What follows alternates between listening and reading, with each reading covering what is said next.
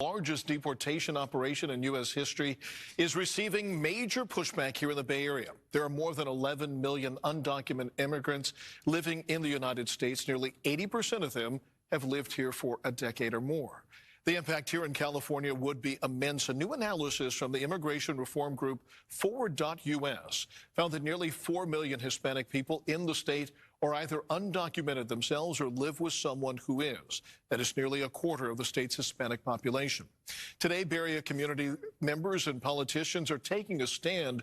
They told Kara St. Cyr that our nation must reject xenophobic policies and safeguard the dignity of immigrant communities. These final days leading up to the election have been a period of unrest for Dr. Belinda Hernandez-Arriaga.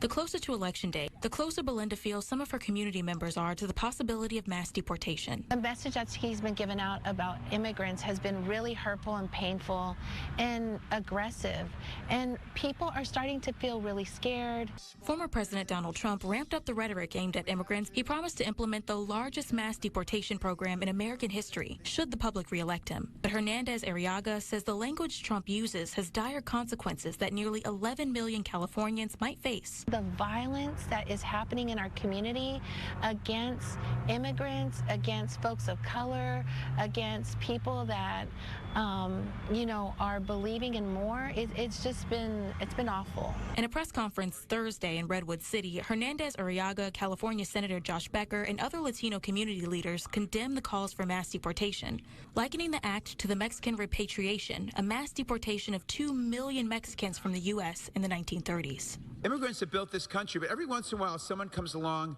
and tries to target that population and blame them. Sadly, we're at the point in history where it's repeating itself.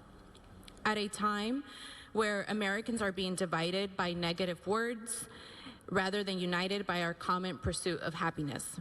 The Redwood City mayor says he hopes this message reaches everyone in the Redwood community ahead of the election. With so much polarization that's affecting our country, it's important that we have a common understanding of where we've come from.